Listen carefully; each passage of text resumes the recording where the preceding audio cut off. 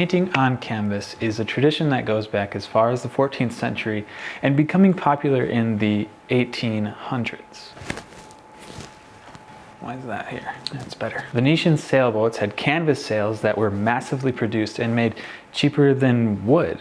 So it became a cheap and effective support for art. Is it the best support for art? Today, I'm going to be painting on a canvas like this and also making my own canvas out of a piece of wood. Hopefully this will shed light on the question, what is the best art support? Now, it's time to go get that piece of wood. Let's go.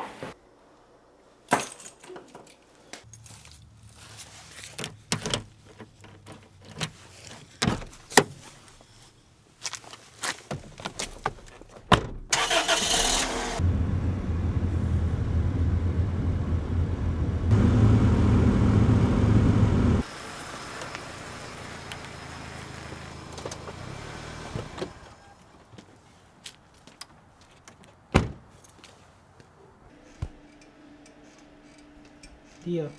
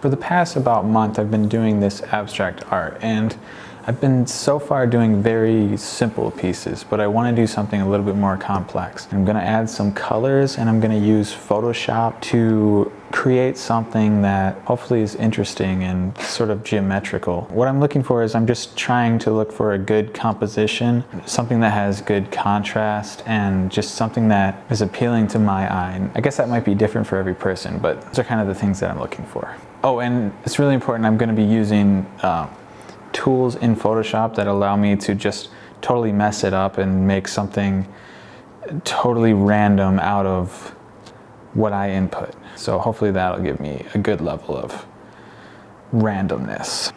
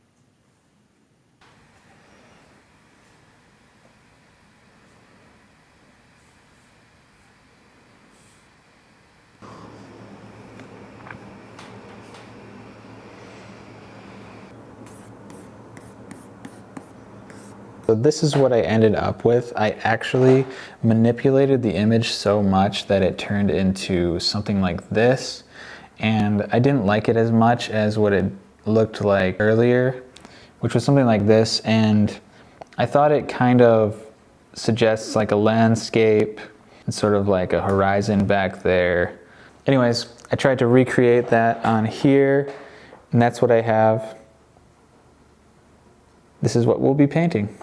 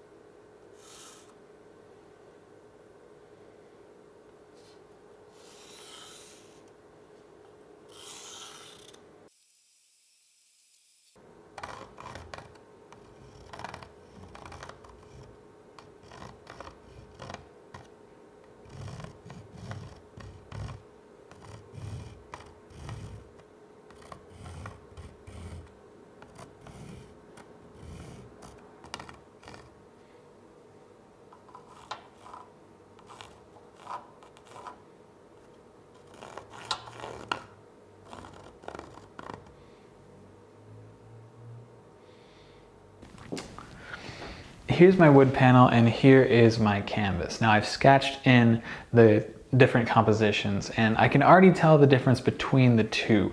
This one is far more rigid than this one and just different characteristics overall. You might be wondering why I'm using this piece of plywood and not a hardboard treated by the art store. Well, in keeping with the way that canvases were made in the first place, they just used what they had around to sort of make something that was like wood. Well, I just had this piece of plywood laying around and I decided to use it as an art support. Will it be exactly like what you would buy at the art store? Not exactly, but I'm just hoping to get a little bit better of an understanding of the difference between using wood as an art support and canvas. I can already tell there's a huge difference, but let's start with the actual painting now.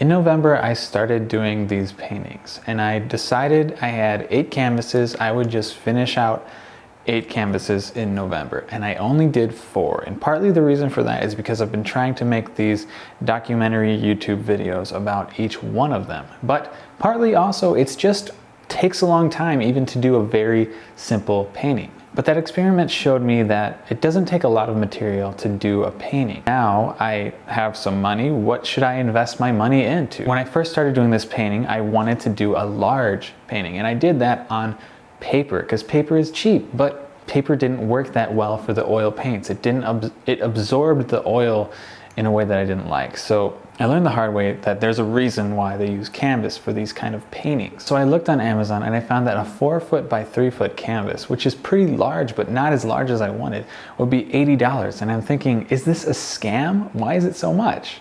You can buy a giclée painting, which is like printed canvas, for less than that. So that led me to look on Wikipedia, which told me that canvas was an art support that became popular in the 18th century, and they used Venetian sails. Because Venetian sails were made out of canvas, there was a lot of canvas around, and it was something that was cheap and available for them to use. So that led me to thinking, what is cheap and available to me? And that's why I'm painting on the wood today. But someone also told me that an artist called David Cho started by painting on cardboard. You know, that may be a little extreme, but masonite is $13 for 4-foot by 8-foot sheet. And that also gives you possibilities to carve into it. So I'm thinking about going that route with my next painting. Anyways, the wood piece is done, it's right there. So now it's time to move on to the canvas. I'm just gonna do a quick time lapse showing the painting of the canvas.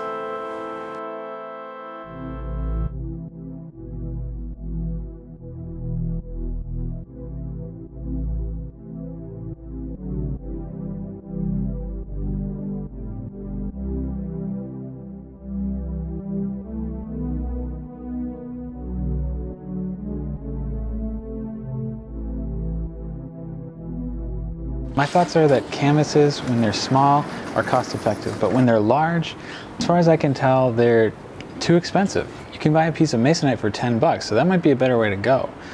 Here's the two finished pieces, the canvas one and the wood one. What about canvas shipping? Canvas ships better. Well, I don't know about you, but for me, I'm not thinking about shipping my huge art pieces internationally. Yeah, I would like to sell them, but I don't know. Does that concern you? What about quality? Is it archival quality? Well, you know, that's a good question. I don't know. How long does it have to last, right? Canvas technically is not as durable as wood. Is wood too heavy? A piece of art on a sheet of masonite going to be more than like 100 pounds? You can get anchors to go into drywall and lift 100 pounds. What about priming it? Do you need to use gesso? I mean, can you use spray paint primer or something else? For this piece, I just used joint compound. Curious to see if it'll hold up. I think it comes down to preference. What do you prefer to paint on? For me, I think I prefer to paint on this wood panel, but it's just a stylistic choice.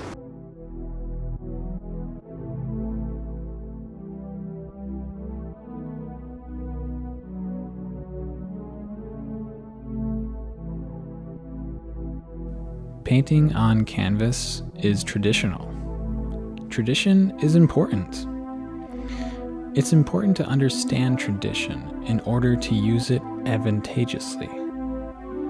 In Hollywood screenwriting, there's a tradition called Save the Cat. It means in the setup of the film, the good guy saves the cat, so the viewer can understand he's the good guy. I recently watched Wild Things, and in that movie, they turned the Save the Cat rule on its head. I won't spoil it for you, but the point is, the only way the writers could do something so unexpectedly great is by understanding tradition. And that's the goal, isn't it? Making something traditional is okay, but if you're like me, you're working on something unexpectedly great. If you want to see another video where I make art out of a piece of wood, check out this one right here.